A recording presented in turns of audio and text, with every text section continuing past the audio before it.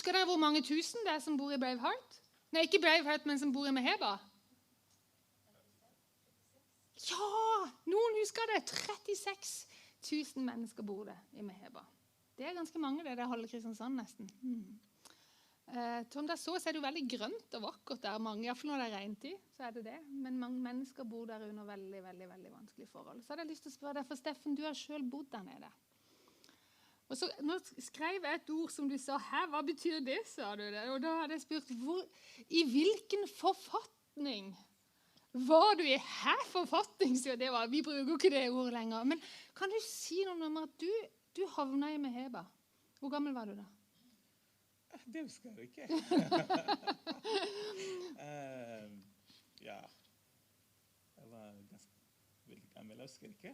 Nei. Men du kan si noe om hvordan var det med helsa di og livet ditt når du kom til Meheba. Si noe om det. Ja, det møtet med Meheba er noe som forandret meg veldig. Det er i bakgrunn. Jeg har vært i torturhus i 3 år. Sorry, I forgot to say, you may speak English if you like. Thanks. Yeah, sorry, I forgot to say it. I know you prefer it. Ja. Jeg kan ta det på norsk og han på engelsk, og det går fint, det? Ja. Ja. Så etter 3 år i torturhus i Kongo fra 2001 til 2004. Takk. Fra 2001 til 2004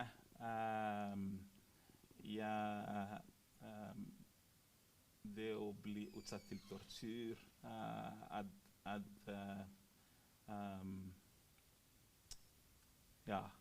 tatt mye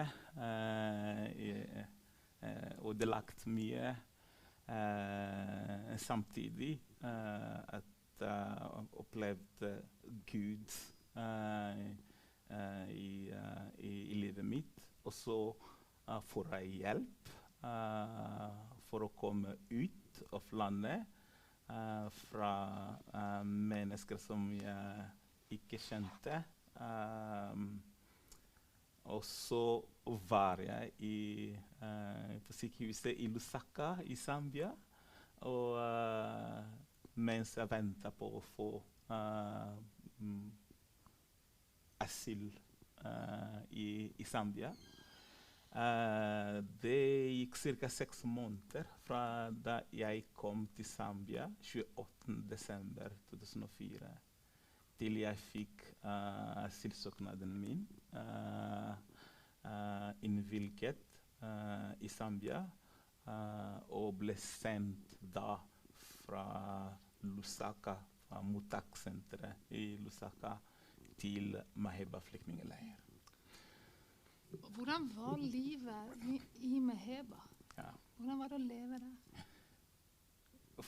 For meg, jeg hadde en stor forventning at endelig får jeg frihet. Jeg skal starte et nytt liv i leiren. Og i hvert fall langt fra de som torturerte meg, langt fra de som undertrykte meg. Nå skal jeg begynne helt på nytt i et nytt land, beskyttet av FN. Så jeg hadde gledet meg veldig til å komme til Meheba. Jeg var jo i prosessen til å bli bedre i forhold til helse. Men møtet med Meheba var annerledes, fordi at i mitt hode hadde tenkt jeg hadde opplevd det verste i livet. Jeg hadde opplevd mye. Så jeg tenkte nå i Meheba stedet på nytt. Men når jeg møter Maheba, det var ikke frihet som jeg hadde tenkt å få. Jeg fikk ikke det. Opplevde Maheba som et nytt fengsel, et åpent fengsel. Hvor i Kongo, i torturhus, jeg var i et lite celle, over 90 personer inni der. Mens i Maheba flyktningleir, da var vi over 40 000 flyktninger fra 14 forskjellige nasjoner. Og der hadde vi ikke heller friheten til å bevege oss. Vi kunne ikke gå utenfor leiren. Man måtte søke for å søke visum for å gå ut av leiren. Mulighetene der var veldig begrenset.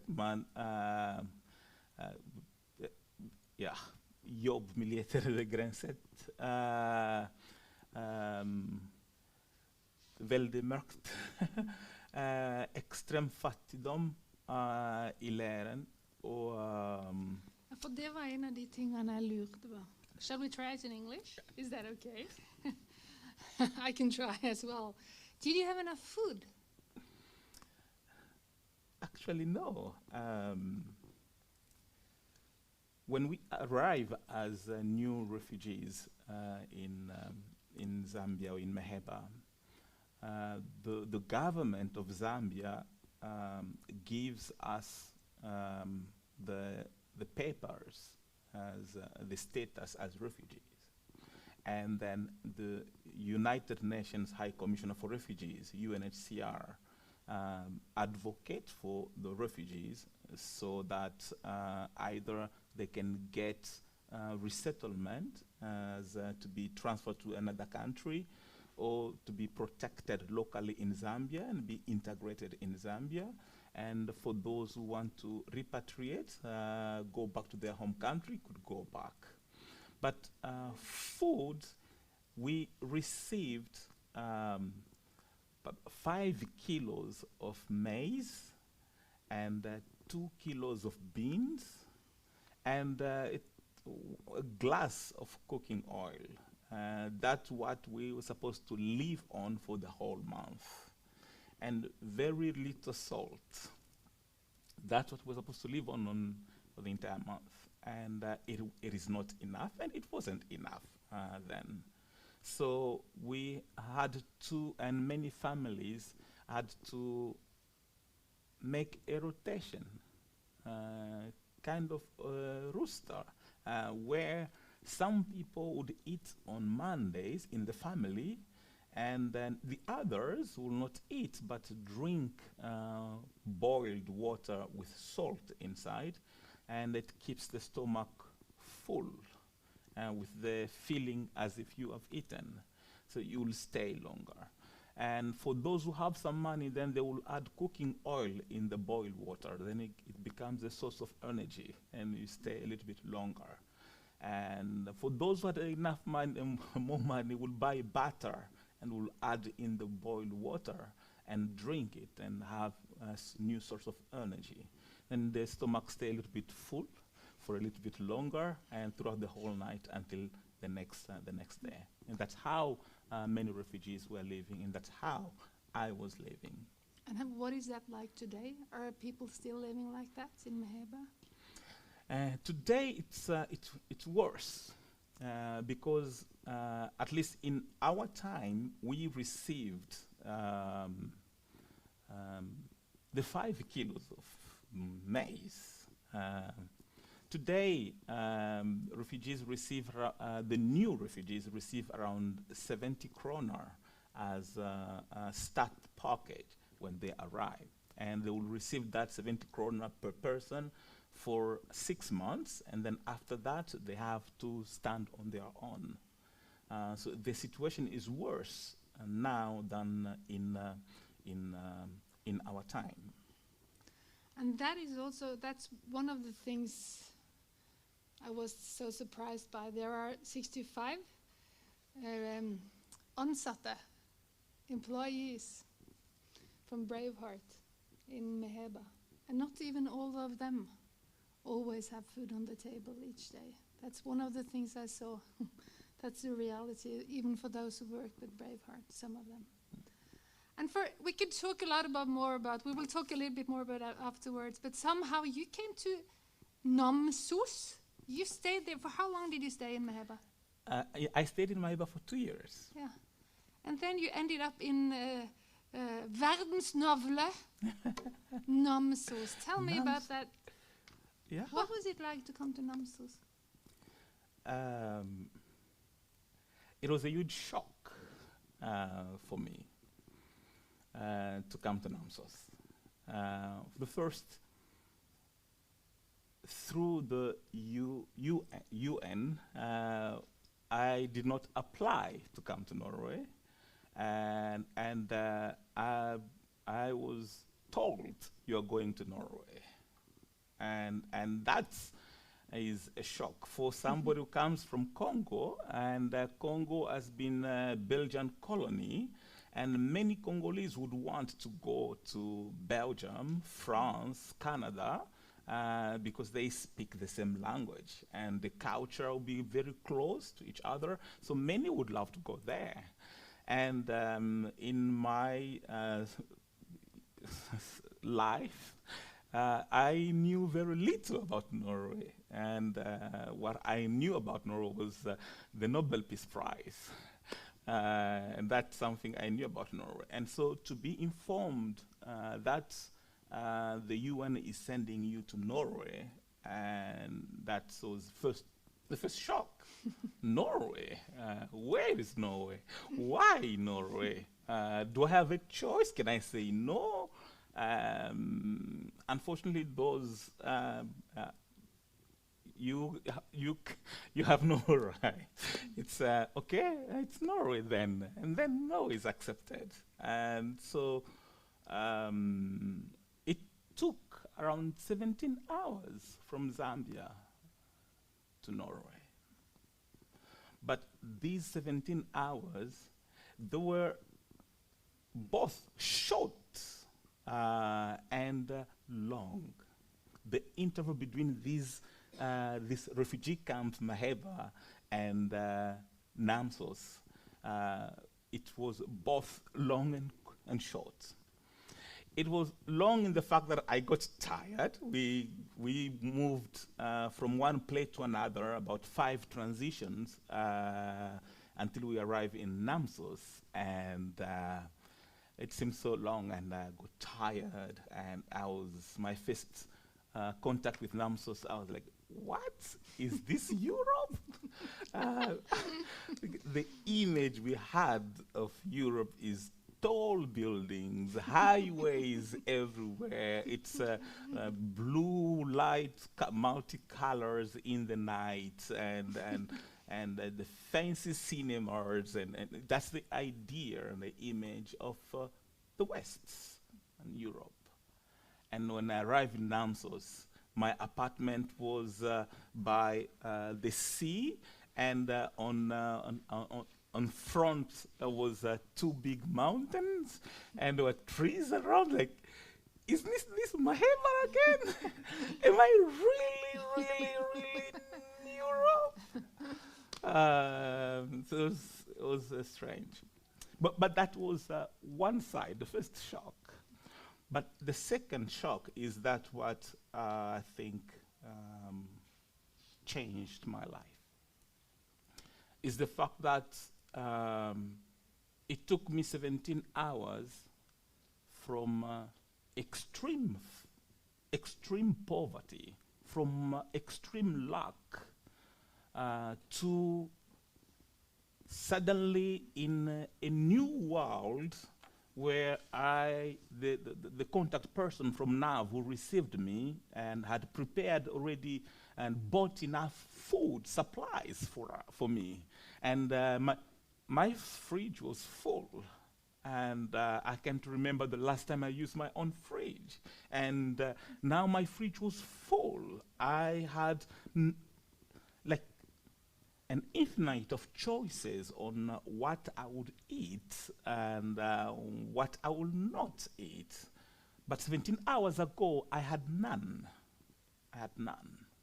And it seemed to me that we were in two parallel universes, where one here is living, is going its own way from bad to worse, and on the other one here, it was going from plenty to plenty. And this distance here shocked me. Only 17 hours. What has happened to our world? What has happened to us as human? Why would people live in so extreme luck? And here there is so extreme plenitude. And that shocked me. And I said, something must be done. And you also you have told me about the doctors. Yeah. On the list. Exactly. The second day, the contact person from NAV came and gave me a list of doctors and the personal doc or GP, and with their a small CV. This doctor is a specialist in this. This doctor is a specialist in this. This doctor, and like you have the right to choose one, and you try them. If you're not satisfied, you can change. In 1 year, you have the right to change 2 doctors. And 17 hours ago, I was among 40,000 people, but there was no doctor at all. Or children were dying for disease that would have been prevented. I was so shocked. Is this the normal life? Yeah, it is. It is. And somehow, Mike, if I understand you right, something happens in those experiences that made a dream in you to make a change in Meheba. What happened then afterwards? What happened was the experience of having the opportunity to choose either to eat brown bread or loaf, which I had not. And I said, I have to do something. I have to create a kind of a bridge between this universe here that I am in and the universe I've left 17 hours ago. What can I do?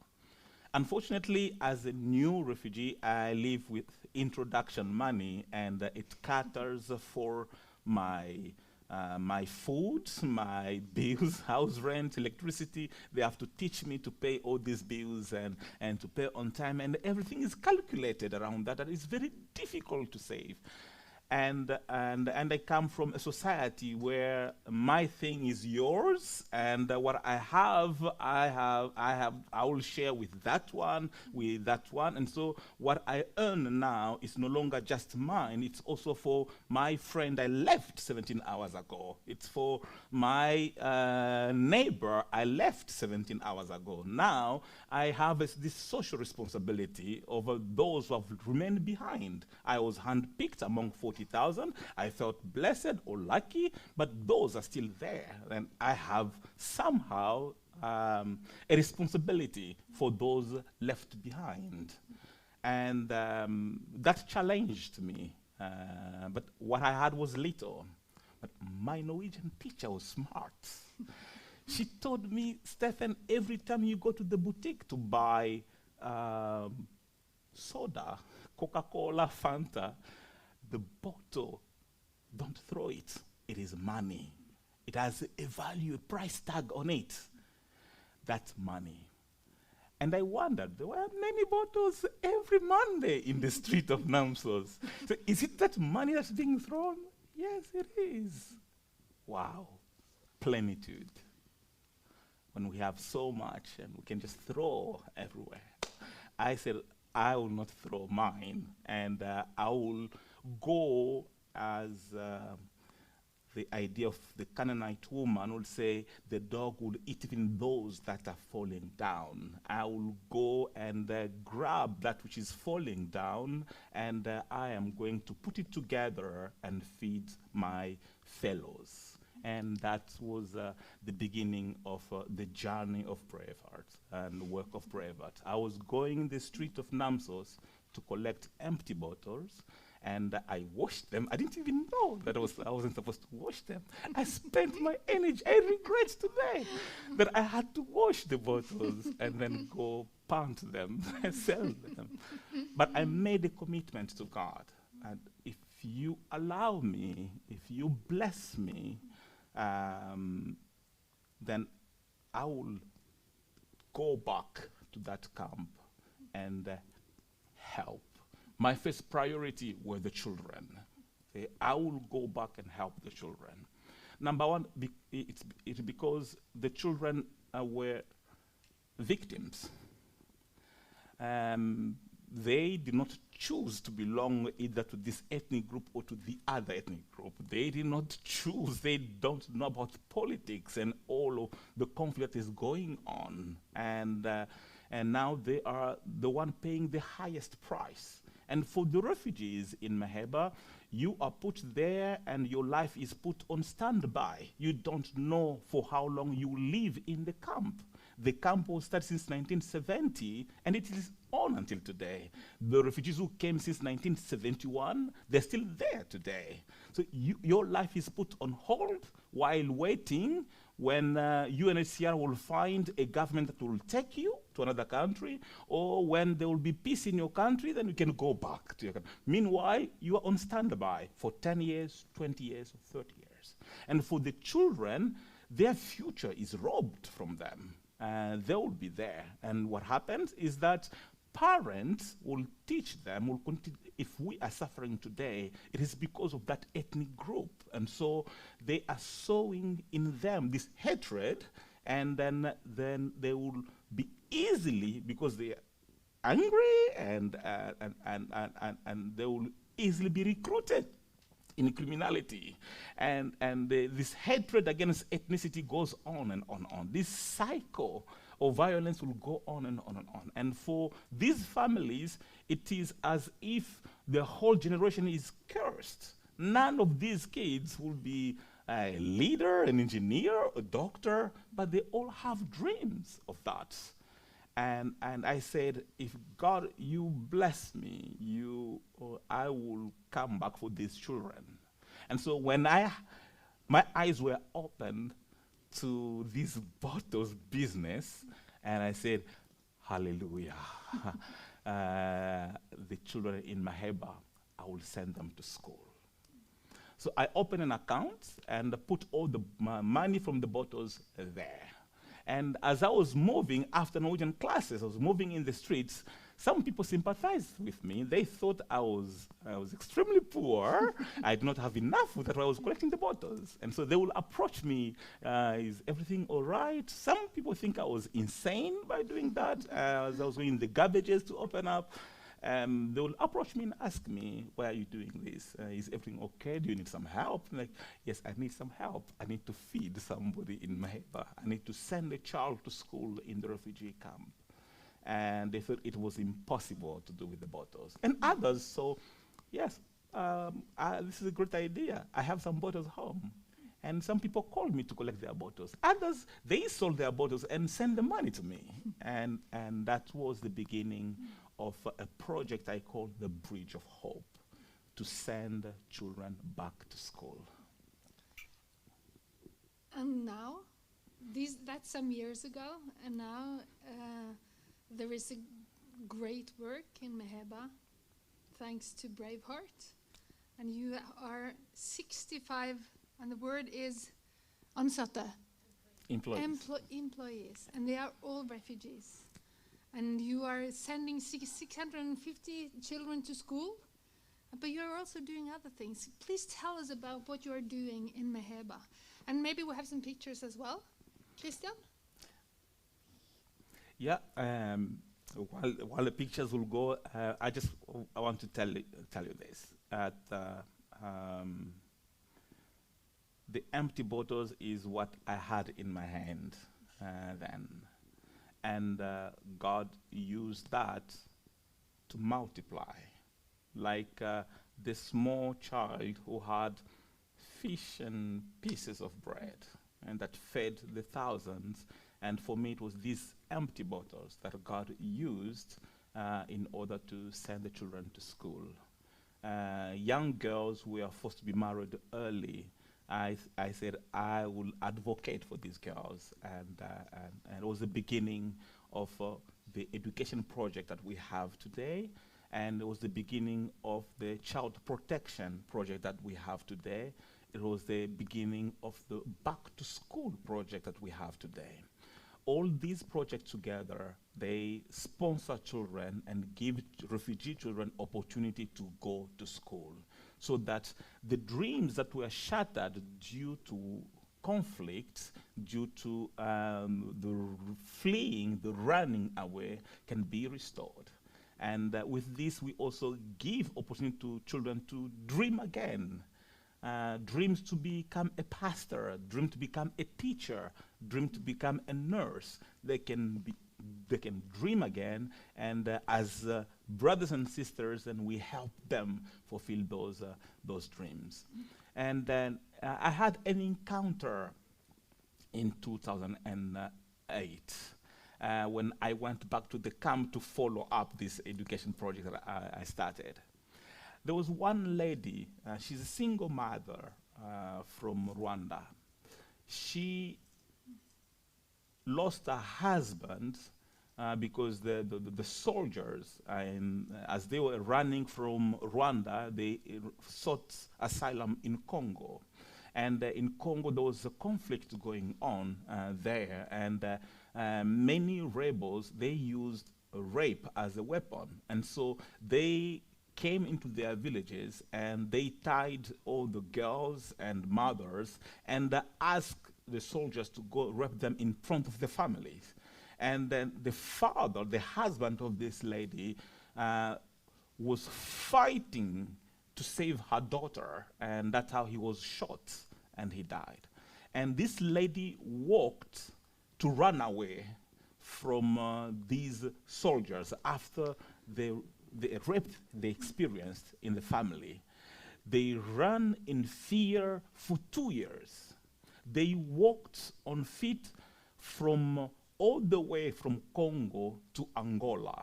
And then from Angola, they walked all the way to Zambia for 2 years every single day.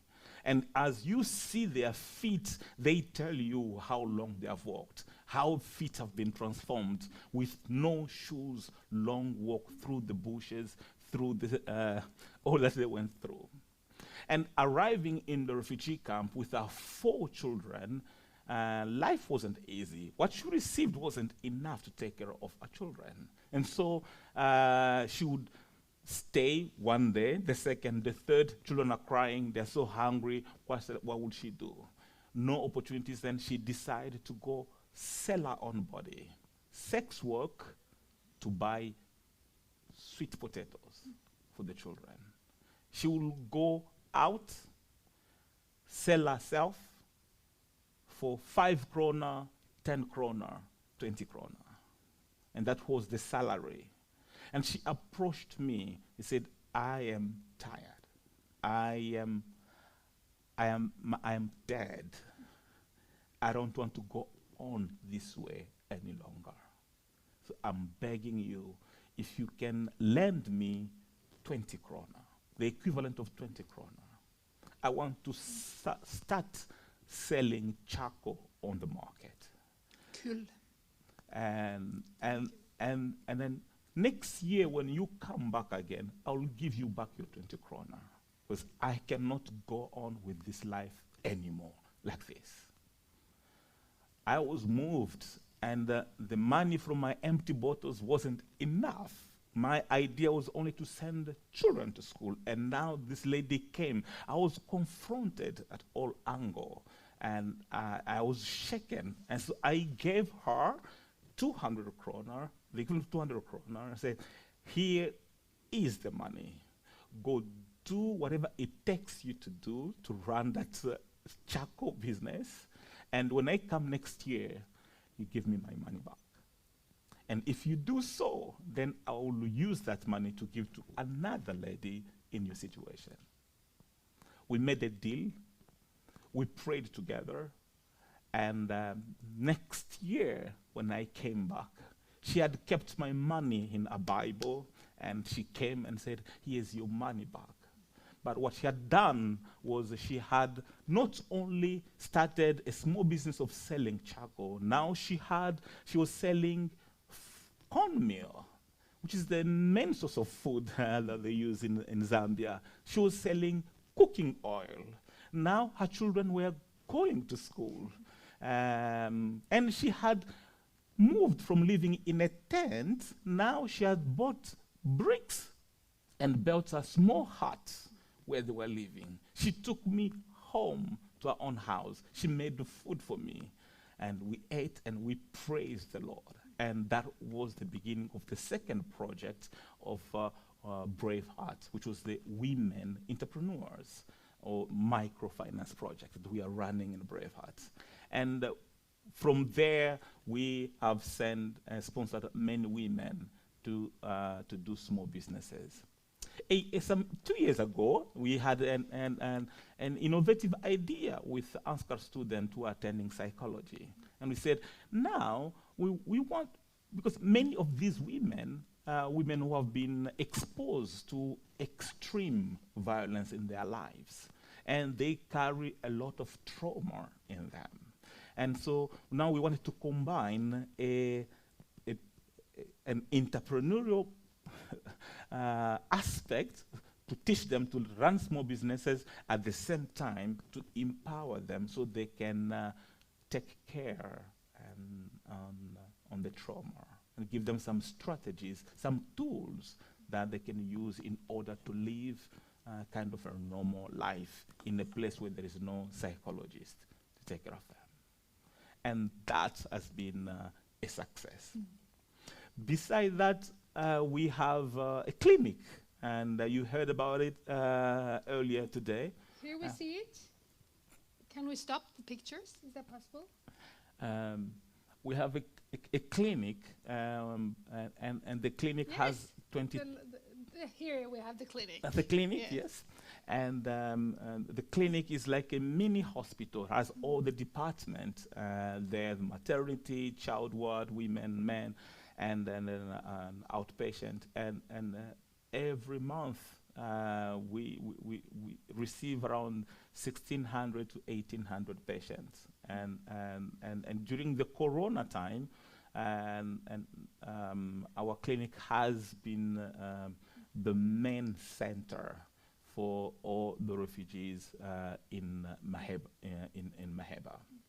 And unfortunately, the challenge is that while the health project is our biggest project and is giving free medical care to the refugees there, and this project, and like many others, are being sponsored and funded by small individuals, by family and friends.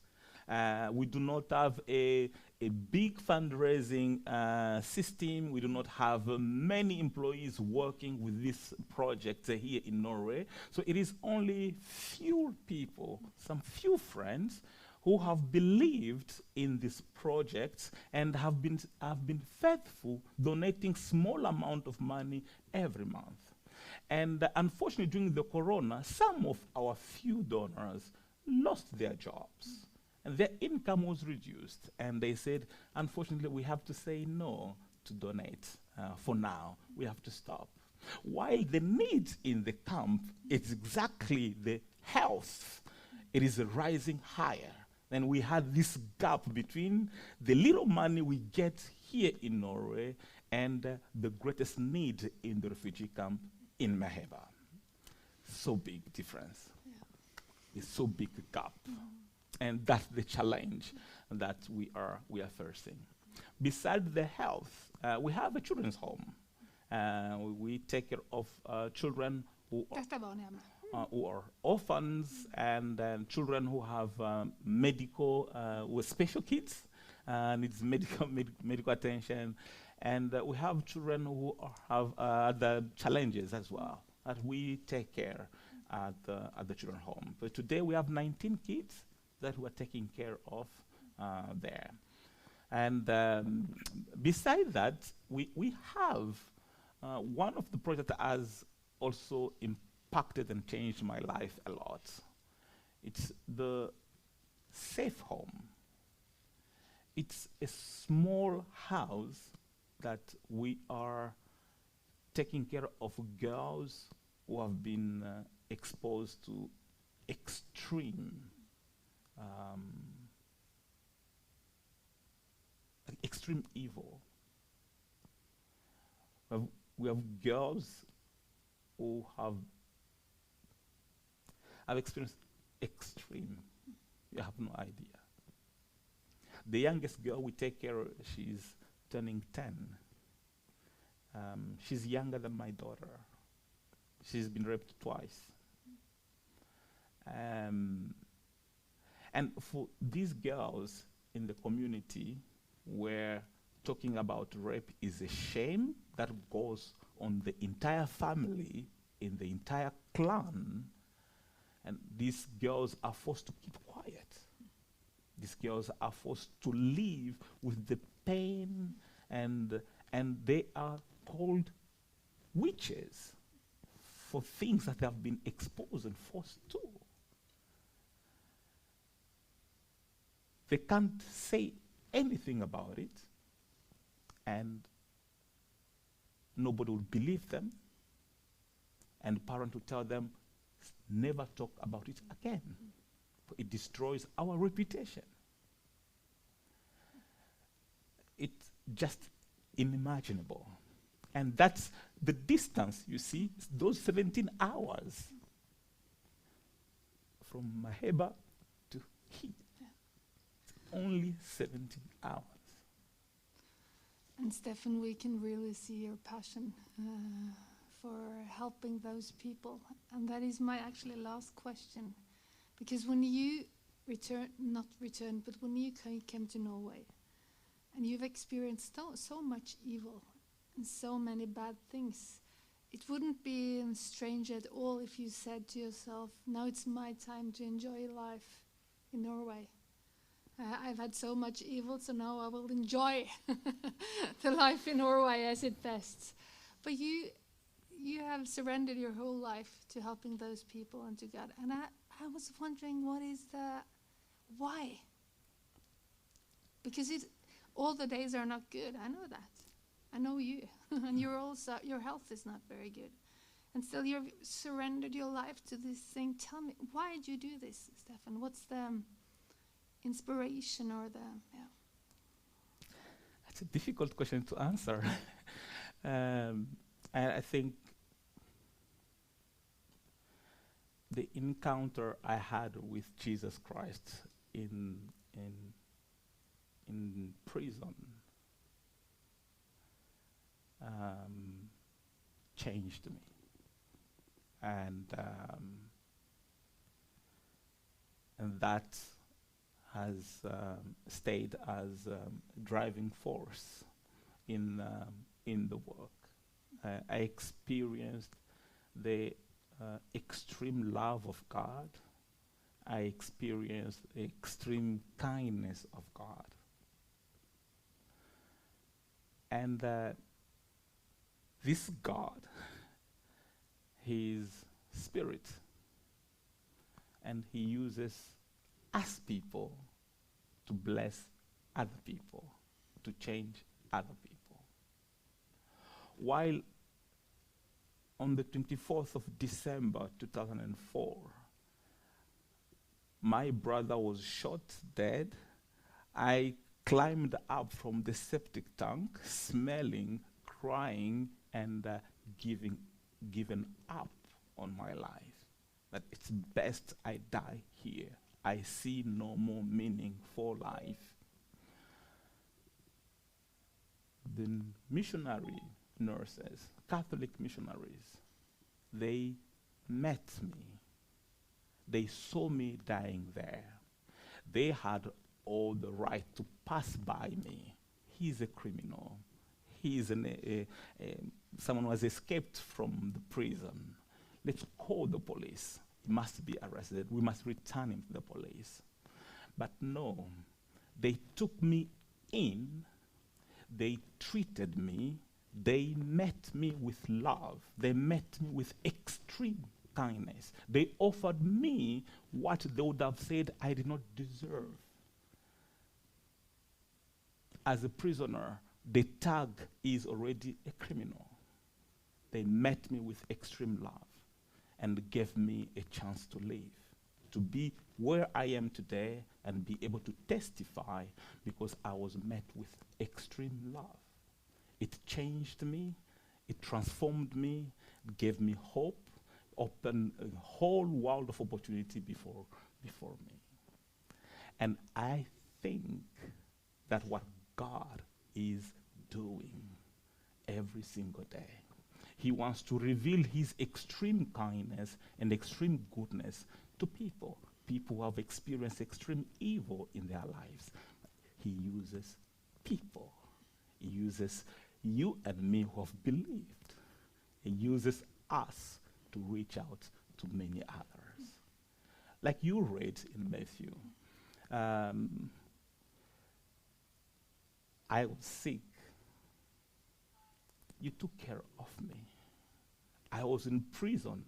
You visited me. And for me, this has become my act of worship. My act of worship. I love worshiping. I love lifting up my hands. I love bowing down. I love singing and praying to the Lord. But there is much more to worship than just that. That is to meet the people on the street, to meet the people, especially for me, the refugees. They have experienced extreme things in their lives, extreme evil in their lives, and our only way to win that evil, it is with goodness.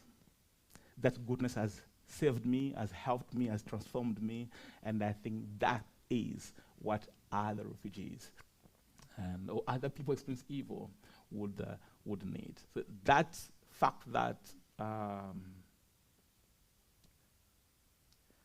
Christ is using my body to reach out to the other body is a driving force to the work that I am doing. Steffen, thank you so very much. Nå tar jeg det på norsk. Jeg har lyst til å si tusen takk for det du har delt. Jeg har lyst til å be en bønn. Jeg skal gjøre det nå. Og så er det en mulighet for å gi. Vi gir jo som menighet, men vi hadde også lyst til å si at det er en mulighet nå for å gi. Kan vi få opp Vipps-nummeret?